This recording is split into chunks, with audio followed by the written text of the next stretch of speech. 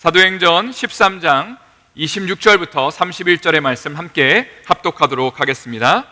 형제들아, 아브라함의 후손과 너희 중 하나님을 경외하는 사람들아, 이 구원의 말씀을 우리에게 보내셨거늘 예루살렘에 사는 자들과 그들 관리들이 예수와 및 안식일마다 외우는 바 선지자들의 말을 알지 못하므로 예수를 정죄하여 선지자들의 말을 응하게 하였도다. 죽일 죄를 하나도 찾지 못하였으나 빌라도에게 죽여달라 하였으니 성경에 그를 가리켜 기록한 말씀을 다 응하게 한 것이라. 후에 나무에서 내려다가 무덤에 두었으나 하나님이 죽은 자 가운데서 그를 살리신지라. 갈릴리로부터 예루살렘에 함께 올라간 사람들에게 여러 날 보이셨으니 그들이 이제 백성 앞에서 그의 증인이라. 하나님의 말씀입니다. 여러분 자리에 앉아 주십시오. 수년 전에 한국의 한 방송사에서 제작한 드라마 중에 응답하라 시리즈가 있습니다. 가장 유명한 것이 응답하라 1988입니다. 이 드라마는 1970년대, 80년대에 쌍문동의 한 골목에서 이루어지는 5가정이 어떻게 이제 살아가는지를 소소한 그 일상을 그린 드라마라고 할 수 있습니다. 요즘은 아이들끼리 너네 아빠 뭐해? 하면서 너네 아파트 몇 평이야? 하면서 자기들끼리 누구랑 놀지를 구분하고 그리고 따지면서 친구를 사귄다고 하죠. 그러나 이 시절에는 어느 지역에서 왔는지 또 큰 집에 사는지 새방에 사는지 상관없이 모두가 다 가족처럼 어우러지고 또 작은 것 하나라도 나눠 먹었던 그런 시절이었던 것 같습니다. 아마 이 드라마의 작가는요, 이 드라마를 집필을 하면서 응답하라라는 그 제목을 정한 이유가 아마도 이 추억을 공유하는 사람들을 향해서, 우리를 향해서 여러분 이 추억을 다 갖고 계시죠? 한번 응답해 보세요, 한번 반응해 보세요 라고 우리에게 메시지를 던지고 있는 게 아닌가 생각을 하게 됩니다. 오늘 말씀의 제목은 복음에 응답하라입니다. 여러분 한번 저를 힘차게 따라해 주실까요? 복음에 응답하라. 다시 한번 복음에 응답하라. 우리가 살펴볼 사도행전 13장의 말씀은 바로 사도 바울과 바나바가 안디옥 교회에서 선교사로 파송을 받고 난 다음에 이제 곳곳을 돌아다니며 복음을 전하고 그리고 그 복음에 대해서 이렇게 여러분 반응하십시오 라고 하는 그런 요청을 담고 있습니다. 사도행전 13장 14절 말씀을 한번 저희가 다 같이 읽어보도록 하겠습니다. 읽겠습니다. 그들은 버가에서 더 나아가 비시디아 안디옥에 이르러 안식일에 회당에 들어가 앉으니라. 여기 보니까 사도 바울 일행이요, 버가라는 지역을 거쳐서 지금 비시디아 안디옥으로 이동하였다라고 그렇게 기록하고 있습니다. 한번 다음 슬라이드를 보시면 지금 사도 바울의 여정이 어떻게 되는지 1번으로 표시된 화면의 밑에 쪽에 키프로스 섬, 그러니까 성경에서는 구브로라고 그렇게 되어 있습니다. 여기를 거쳐서 2번으로 가게 됩니다. 안탈리아라고 되어 있는 그 버가로 가고요, 여기서부터 3번까지 가는데 얼마가 걸리냐면 약 100마일 정도가 걸린다고 합니다. 그리고 타우루스 산맥을 하나 넘어야 된다. 한번 여러분 이 장면을 상상해 보십시오. 아니 도대체 왜 이렇게 먼 여정을 산을 몇 개를 넘어서 그 산맥을 넘어서 이 비시디아 안디옥까지 가게 되었는지를 한번 상상해 보시라는 말입니다. 특별히 비시디아 안디옥은요, 우리가 잘 알고 있는 갈라디아서가 바로 이 지역을 향해서 집필되었다고 보시면 될 것 같습니다. 학자들은 왜 이렇게 먼 거리를 이동하게 되었느냐, 왜 비시디아 안디옥까지 산맥을 넘어서 100마일을 이동하게 되었느냐라는 질문에 대해서 이렇게 답을 합니다. 아마 바울은 전도 여행 중에 상당히 몸이 컨디션이 안 좋아진 것 같습니다. 그래서 갈라디아서에 이제 3번의 그 교회들을 향해서 갈라디아서를 쓰게 되는데, 이때에 그 방문했을 때 정황을 기록한 걸 보면 내가 그때 몸 상태가 너무 안 좋았는데 그때 여러분이 우리를 받아줬습니다라는 그런 표현을 저희가 읽는 것을 미루어서 바울이 지금 몸 상태가 컨디션이 안 좋은데 아마도 이 고산지대 쪽에 가면, 산에 가면 그 온도가 좀 서늘하고 또 그렇게 몸을 요양할 수 있는 그런 조건들이 되기 때문에 아마도 이 비시디아 안디옥 쪽으로 간 것이 아닌가라고 그렇게 추측하고 있습니다. 이곳에서 안식일 날 회당에 들어가서 유대인들을 대상으로 하나님의 말씀을 전했다라고 성경은 기록하고 있습니다. 몸이 안 좋은 그 사도 바울이 어떤 마음과 심정을 가지고 복음을 전하고 있는지 여러분 한번 상상을 하면서 오늘 말씀을 한번 잘 들어보시기를 부탁을 드립니다. 총 4가지의 메시지를 지금 전달하고 있는데, 첫 번째는 복음의 사건에 대해서 이야기하고 있습니다. 저를 한번 따라하겠습니다. 복음의 사건. 사도행전 13장 27절부터 30절의 말씀을 한번 다 같이 읽어보도록 하겠습니다. 시작. 예루살렘에 사는 자들과 그들 관리들이 예수와 및 안식일마다 외우는 바 선지자들의 말을 알지 못하므로 예수를 정죄하여 선지자들의 말을 응하게 하였도다. 죽일 죄를 하나도 찾지 못하였으나 빌라도에게 죽여달라 하였으니 성경에 그를 가리켜 기록한 말씀을 다 응하게 한 것이라. 후에 나무에서 내려다가 무덤에 두었으나 하나님이 죽은 자 가운데서 그를 살리신지라. 조금 전에 언급한 것처럼 지금 사도 바울은 비시디아 안디옥의 유대인 회당에서 유대인들을 대상으로 하나님의 말씀을 전하고 있습니다. 그래서 반복적으로 나오는 표현 중에 하나가 뭐냐면 27절에 보니까 선지자들의 말이라는 표현이 등장하고요, 29절에 보니까 성경의 글을 기록한 말씀이라는 표현이 등장하는 걸 보니까 유대인들이 오래전부터 구약 성경을 알고 있고 믿고 있고 선지자들의 이야기를 귀 기울이고 있기 때문에 여러분이 아시는 것처럼 선지자들이 예언했던 그 메시아, 바로 그분이 예수님이시고 이 땅 가운데 오셨습니다를 지금 그 유대인들을 대상으로 복음을 증거하고 있는 것입니다. 여러분, 예수님이 이 땅 가운데 오셔서 한 가장 중요한 일이 무엇이냐고 질문을 한다면 그것은 십자가에서 죽으시고 부활하신 일일 것입니다. 30절에 보니까 이렇게 되어 있죠. 30절 말씀 한번 다 같이 읽어보겠습니다. 하나님이 죽은 자 가운데서 그를 살리신지라. 아마 이 말을 들었을 때 유대인들은 깜짝 놀랐을 겁니다. 왜냐하면 예수라는 사람이 분명히 십자가에서 죽은 거는 알고 있는데 하나님이 그를 살리셨다고 하면서, 아니 도대체 바울이라는 사람이 지금 무슨 얘기를 하고 있는 거지라고 아마 더 귀를 기울이게 되었을 겁니다. 두 번째로 여러분과 나누고 싶은 것은 복음의 증인들입니다. 저를 또 힘차게 따라하겠습니다. 복음의 증인들. 앞에서 언급한 것처럼 복음은 예수님의 죽으심과 부활에 대한 소식이죠. 그런데 중요한 것이 이 죽으심과 부활을 목격한 증인들이 당시에 너무나 많았다는 것입니다. 31절과 32절의 말씀을 또 한번 다 같이 읽어보도록 하겠습니다. 갈릴리로부터 예루살렘에 함께 올라간 사람들에게 여러 날 보이셨으니 그들이 이제 백성 앞에서 그의 증인이라. 우리도 조상들에게 주신 약속을 너희에게 전파하노니. 31절로 다시 가면요, 그들이라는 표현이 등장하는데 바로 예수님의 제자들을 가리킵니다. 이들은 직접 예수님의 죽으심과 부활을 목격한 사람들입니다. 그리고 지금도 생존해 있는, 바울이 지금 복음을 전하는 그 시점에도 여러 곳에서 예수님의 죽으심과 부활을 증언하고 있는 사람들이 있다라고 얘기를 하고 있죠. 32절에 우리도 조상들에게 주신 약속, 메시아에 대한 그 약속을 너희에게 지금 증거한다라고 하면서 예수님을 소개하고 있습니다. 여러분, 예전에 제가 그리스로 성지순례를 간 적이 있습니다. 여러 곳을 이제 돌아다니면서 당시에 이제 가이드를 하셨던 분이 권사님이셨어요.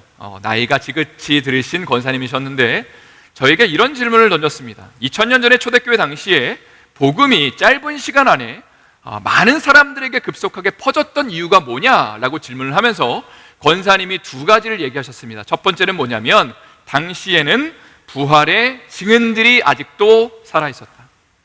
그러니까 내가 예수님의 부활을 직접 봤다고 목격한 증인들이 당시에 살아있었다는 것이죠. 두 번째는 예수님 믿는 자들에게 성령의 역사가 있었다. 한마디로 말해서 예수님이 죽었다가 살아났습니다. 예수님을 믿으십시오가 당시의 복음의 증언의 끝이 아니었습니다. 어떤 것을 전했냐면 예수님을 믿으시면 성령이 임하시게 될 겁니다. 하나님의 영이 당신들에게 임하게 될 것이고 하나님께서 당신들에게 기쁨과 감사를 주실 것이고 천국이 당신의 삶 가운데 시작될 것입니다 라는 그 외침 가운데 실제로 예수를 믿으니까 막 성령의 그 은혜가 임하고 기름 부심이 임하니까 사람들이 진짜로 예수님을 믿게 되고 주변 사람들에게 이 복음을 증언하고 전하게 되었다는 것이죠. 리스로벨이라는 사람이 쓴 예수는 역사다라는 책이 있습니다. 이 리스로벨은 어떤 사람이냐면 예일대학에서 이 로스쿨을 나온 사람입니다. 아주 뛰어난 사람이고요, 시카고 트리뷴이라는 그 일간지, 그 신문사에서 법률 전문 부장을 지닌 사람입니다. 14년 동안 언론계에 있으면서 탁월성을 인정받았고 언론상도 여러 번 수상했던 사람입니다.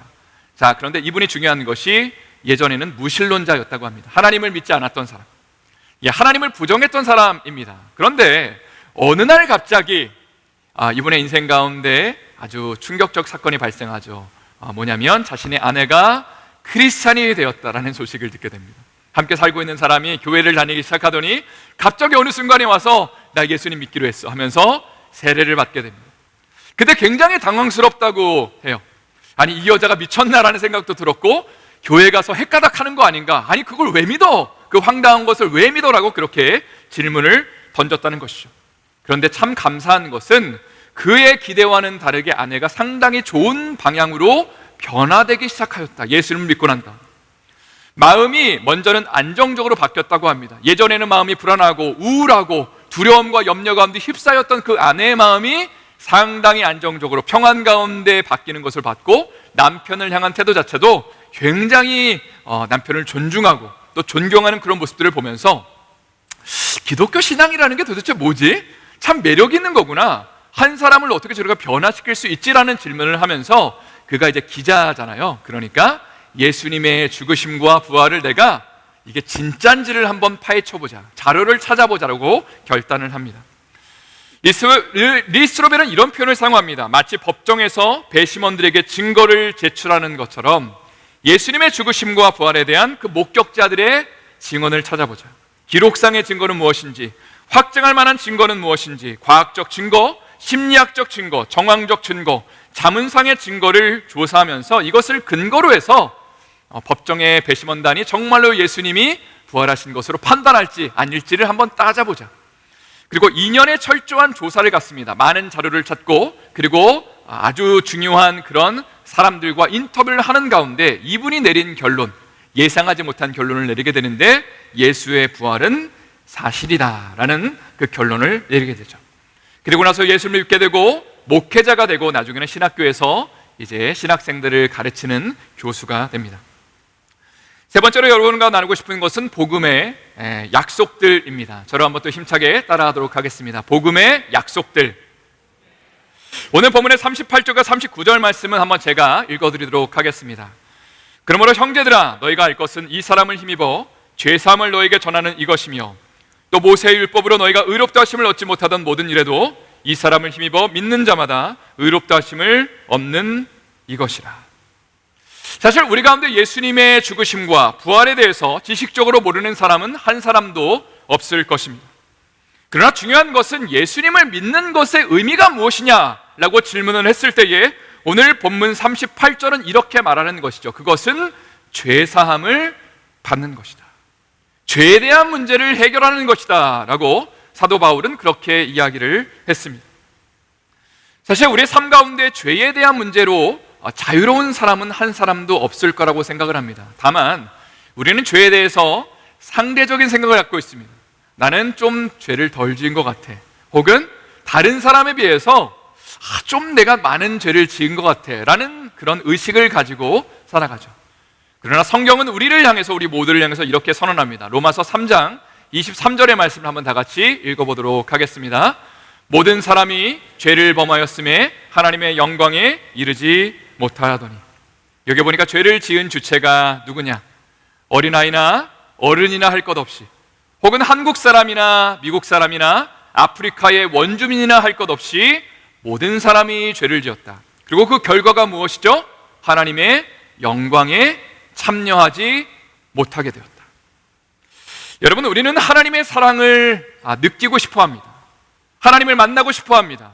우리의 삶 가운데 하나님이 주시는 그 기쁨과 감사와 감격을 우리의 삶 가운데 적용하기를 원합니다. 그런데 하나님의 영광에 제대로 참여하지 못하는 우리의 삶의 현실의 단면들을 보게 되죠. 그 이유가 무엇이냐 질문을 한다면 그것은 바로 우리의 죄에 대한 문제가 해결되지 않았기 때문입니다. 죄에 대한 그 문제가 해결되지 않았기 때문에 우리의 삶에 하나님의 영광이 미치지 못하는 것입니다. 미국의 갤럽이라는 여론조사 기관에서 미국인들을 대상으로 이런 설문조사를 하였습니다. 평생에 한 번이라도 우울증을 앓은 적이 있습니까? 라는 질문에 대해서 29%의 사람이 예스라고 대답을 했고요. 남성들을 대상으로 해서 물어보니까 우울증을 앓았던 비율이 20% 정도가 됐고 여성은 36.7%가 되었습니다. 그러니까 여성들의 3분의 1 이상은 평생 가운데 혹은 지금 우울증을 앓고 있다는 것입니다. 설문조사의 내용을 보면서 이런 질문을 던져보게 됩니다. 세상에서 가장 잘 살고 있는 나라 중에 하나인 미국 안에 왜 이렇게 많은 사람이 그 마음의 행복을 누리지 못해서 우울함으로 고생하고 있는가? 우리는 흔히 이렇게 생각을 합니다. 내가 더 좋은 직장을 얻지 못해서 혹은 더 좋은 차를 타지 못해서 좋은 집에 살지 못해서 내 삶의 문제라고 생각하는데 과연 그것이 진실일까요? 성경은 우리의 문제를 이렇게 진단하는 것이죠. 우리의 죄의 문제 때문에 그렇습니다. 다시 말해서 다른 사람보다 더 많이 갖고 있음에도 불구하고 혹은 다른 나라보다 더 많은 것들을 소유하고 있음에도 불구하고 우리의 삶에 왜 여전히 불안하고 우울하고 염려가 넘치느냐? 혹은 우리의 가정 가운데 왜 서로 싸우고 부부가 사랑하지 못하고 자녀들과 왜 티격태격하는 삶을 살게 됐느냐라고 질문한다면 그것은 뭐가 다른 사람보다 부족하기 때문이 아니라 우리의 죄의 문제 때문에 그렇다라고 성경은 우리에게 진단하는 것입니다. 따라서 저는 여러분에게 이런 도전을 드리고 싶습니다. 여러분의 삶 가운데 진짜 행복을 누리기를 원하신다면 그것은 단 하나의 해결책을 갖고 있습니다. 바로 예수님을 믿는 것입니다. 그분을 왕으로 모시고 그분을 주님으로 받아들이는 것입니다. 한번 우리 가운데 여러분 나는 예수님을 영접한 적이 한 번이라도 있나 한번 돌아보십시오. 혹은 내가 머리로는 예수님을 믿는다고 고백하지만 나는 매일매일의 삶 가운데 예수님의 왕되심을 선언하고 그분의 그 영광 가운데 참여하고 있는지를 한번 돌아보십시오. 이것은 단순히 우리가 이것을 인정하느냐 인정하지 않느냐의 차원이 아니라 우리가 이곳에 이 고백에 매일매일 참여하고 있는가? 나의 고백 가운데 믿음 가운데 예수님이 나의 왕이십니다. 그분이 십자가에서 나의 모든 죄의 문제를 씻으셨습니다. 우리가 고백하면서 믿음으로 나가고 있는 자들에게는 주님이 약속하시는 것이죠. 하나님의 영광이 그의 삶 가운데 임하게 될 것이다. 그러나 우리가 예수님을 믿지 않는다, 예수님을 우리가 선언하지 않는다면 그 영광 가운데 우리는 결코 참여하지 못하게 될 것입니다. 네 번째로 나눌 것은 복음에 대한 반응입니다. 한번 저를 따라하겠습니다. 복음에 대한 반응. 40절 말씀을 한번 다 같이 저희 읽어보도록 하겠습니다. 읽겠습니다. 그런즉 너희는 선지자들을 통하여 말씀하신 것이 너희에게 미칠까 삼가라. 선지자들은 하나님의 말씀을 받아서 먼 미래에 무슨 일이 일어날지를 예언했던 사람들입니다. 어떤 예언을 했냐면 메시아가 언젠가 올 것이다. 예수님이죠. 그런데 이런 경고도 했어요. 예수님이 오실 것인데 그 예수님을 너희가 혹시라도 믿지 못할까 봐 두렵다. 혹시라도 그 예수님을 너희가 받아들이지 않을까 봐 거부할까 봐 두렵다라고 선지자들이 그렇게 경고했다는 것이죠. 그 말씀을 지금 유대인들에게 이야기를 하면서 여러분들은 그 말씀을 절대로 여러분 경시하지 마시고 예수 그리스도의 복음을 받아들이라고 지금 권고하고 있는 것입니다. 저의 이야기를 간단하게 좀 나누고 오늘 말씀을 마치기를 원합니다. 특별히 저의 인생 가운데 이 복음이라는 것이 어떻게 임하게 되었는지, 찾아오게 되었는지, 그리고 단순히 그냥 예수님을 믿는다고 고백하는 것이 아니라 이 복음에 어떻게 제가 좀 참여할 수 있었는지, 또 하나님의 영광에 제가 어떻게 경험할 수 있었는지를 오늘 여러분과 함께 나누고 말씀을 마치고 싶습니다. 제가 약 20년 전에, 제 얼굴이 그렇게는 안 보이죠, 그죠? 근데 한 20년 전에 신학대학원에 제가 입학을 했습니다. 굉장히 오래전에 신학대학원에 입학을 해서 이제 아름다운 여인을 만났는데 바로 지금의 제 아내입니다. 당시에 신학대학원이 총 3년으로 돼 있거든요. 그런데 2학년 정도 됐을 때는 이제 주중에는 학교를 다니고 주말에는 이제 사역을 나갑니다. 파트타임 전도사, 교육 전도사를 나가게 되는데 당시에 저는 이런 기도를 드렸어요. 하나님, 제가 청소년들을 좀 섬기고 싶습니다. 유스 아이들을 섬기고 싶습니다라는 그런 고백을 드렸는데, 근데 맨 마지막에 항상 이런 단서를 붙였어요. 기도하는 가운데 하나님, 그래도 하나님이 원하시는 곳으로 제가 가겠습니다. 저의 삶을 인도하시면 제가 주님의 음성 가운데 순종하겠습니다라고 그렇게 항상 기도를 마무리를 했는데, 하나님이 저를 어디로 인도하셨냐면 유스 사역을 하는 곳으로 인도하시는 것이 아니라 장애인들을 섬기는 곳으로 처음 인도하셨습니다. 그래서 청각 장애인들을 섬기고 그리고 성인 정신지체 장애인들을 한 2년 정도를 제가 섬길 기회가 있었습니다. 그런데 이제 한 1년 정도가 지났을 때, 사역을 하고 1년 정도가 지났을 때에 저희 이제 부서의 리더들과 함께 청각장애인들을 어떻게 전도할까를 고민을 하다가 우리가 축구 동아리를 만들자라고 얘기를 했습니다. 왜냐하면 언어적인 소통을 하는 것은 한계가 있기 때문에 몸으로써 우리가 좀 친해지면 좋겠다. 그래서 축구 동아리를 만들었습니다. 축구를 하는 첫날이 2006년 3월 첫째 토요일이었습니다. 결혼한 지가 3개월 정도 지났을 텐데 그날 토요일 날 아침에 아내가 저한테 이렇게 얘기하더라고요. 오늘 오후에 자기 친구 결혼식이 있는데 같이 가자고. 그래서 제가 안 된다고, 나 오늘 축구해야 된다고 하면서 잘 갔다 오라고 이야기를 건넸던 기억이 있습니다. 그런데 여러분, 문제가 하나 있었어요. 무엇이냐면 저는 개인적으로 축구를 별로 좋아할까요? 좋아하지 않을까요? 별로 좋아하지 않습니다. 그래도 제가 당시에 이제 전도사였기 때문에 이제 전도를 하는 목적으로 저희가 축구를 하는 거여서 정말 열심히 뛰었습니다. 막 정말 열심히 뛰었는데 거기서 이제 사고가 있었던 거죠. 당시에 좀 제가 결혼한 지 3개월밖에 안 됐기 때문에 이제 결혼하면 많이 먹잖아요, 그죠? 그러면서 살이 좀 많이 쪄 있었고, 그리고 균형을 좀 잃은 상태에서 다리가 꺾인 상태에서 이제 땅을 짚으니까 무릎에서 뚝 하는 소리가 나면서 정말 세상에서 맛보지 못한 그 고통을 제가 맛보게 됐습니다. 그리고 십자인대가 끊어지게 되었죠. 저는 당시에 군종사관 후보생이었습니다. 목사 안수를 일찍 받고 난 다음에 군대의 장교로 임관하는 예정자였는데 그것이 얼마 남지 않은 상황이었는데 십자인대가 끊어지는 가운데 제가 군대를 면제를 받게 되었습니다. 많은 사람들이 저를 위로해 주었습니다. 어떡하냐고, 군목 가야 되는데 어떡하냐고 했을 때에 저도 그러게 말이에요 하는데, 그 아내가 저의 얼굴을 봤을 때에 저의 입꼬리 한쪽이 올라가 있었다. 왜냐하면 군대를 가지 않아도 된다는 그 안도감. 군대를 다녀오신 분들한테는 참 죄송합니다.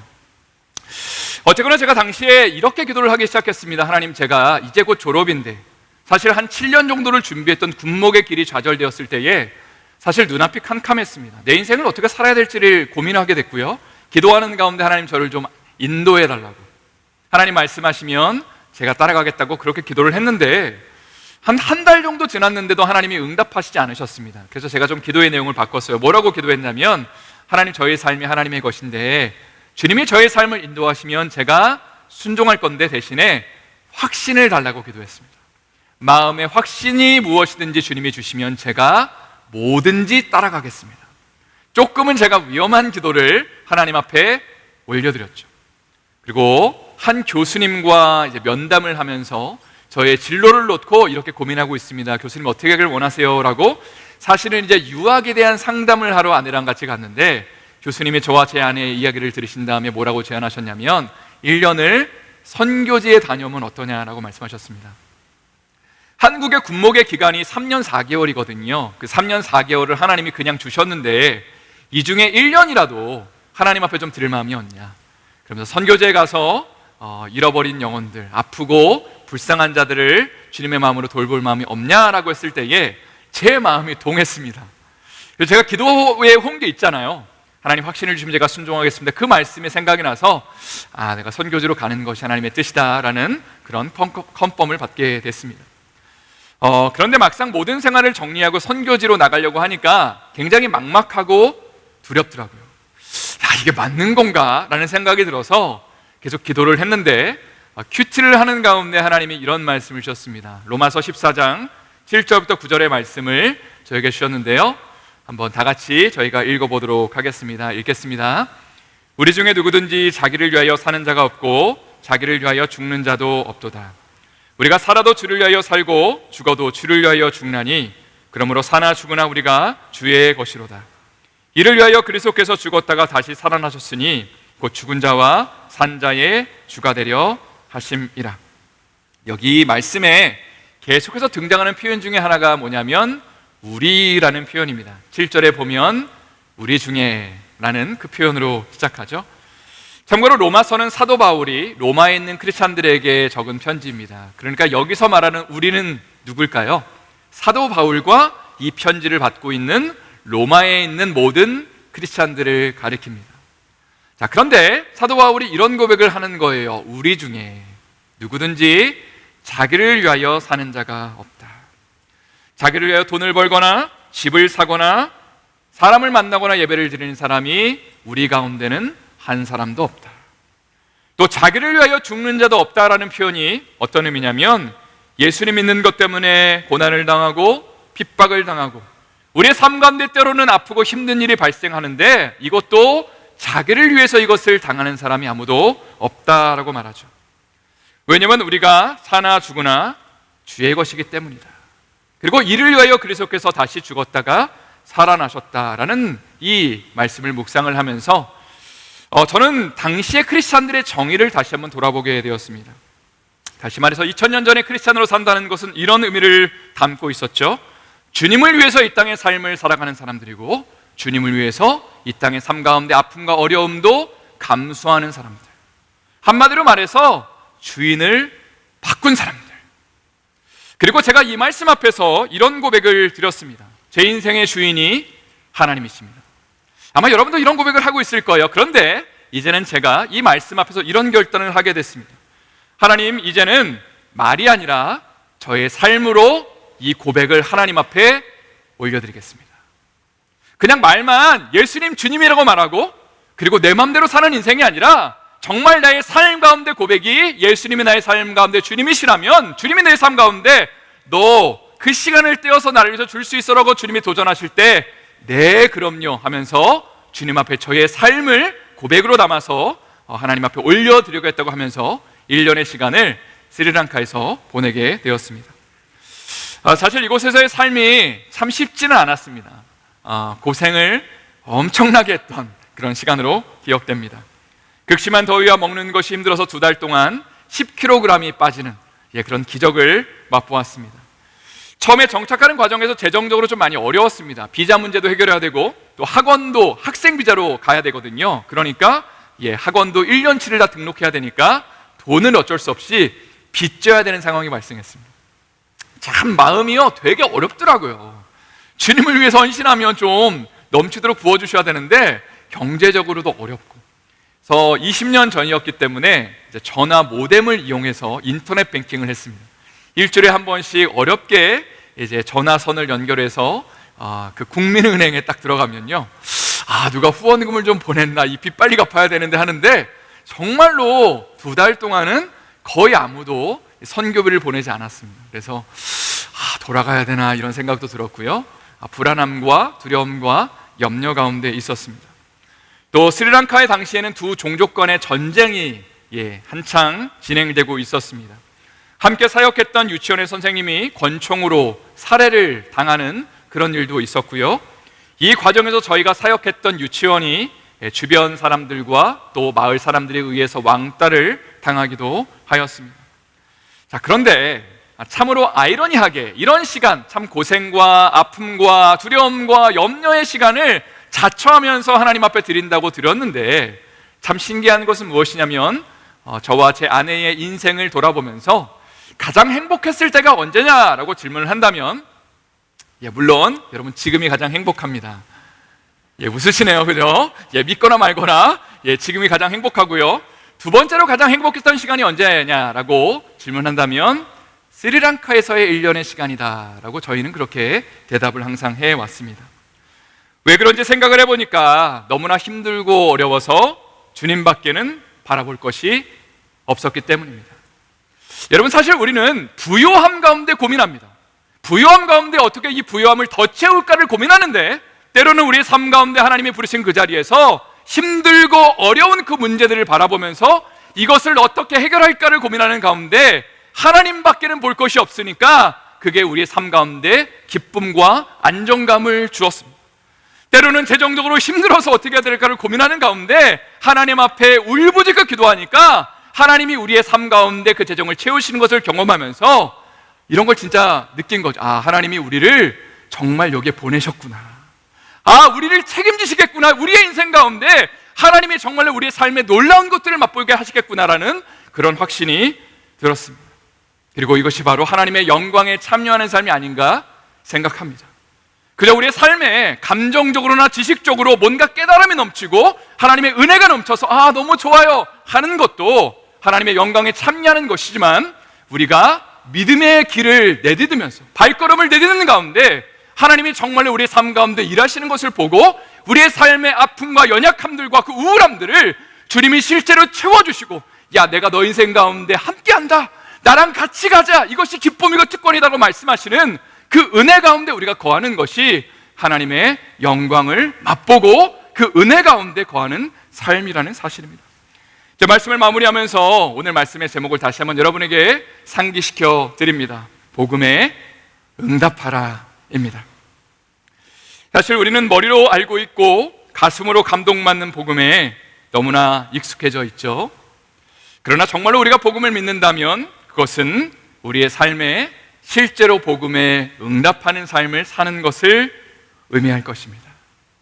바로 예수님이 우리의 삶 가운데 주님이시라고 고백을 한다면 우리의 삶 가운데 어떻게 삶의 고백으로, 삶의 적용으로 우리가 이 고백을 하나님 앞에 실천하며 올려드려야 될지가 아마도 앞으로 우리의 삶에 정말 하나님의 영광이 얼마나 펼쳐질 것인가, 그 은혜가 우리의 삶에 얼마나 맛보게 될 것인가를 결정하는 요소가 된다는 것입니다.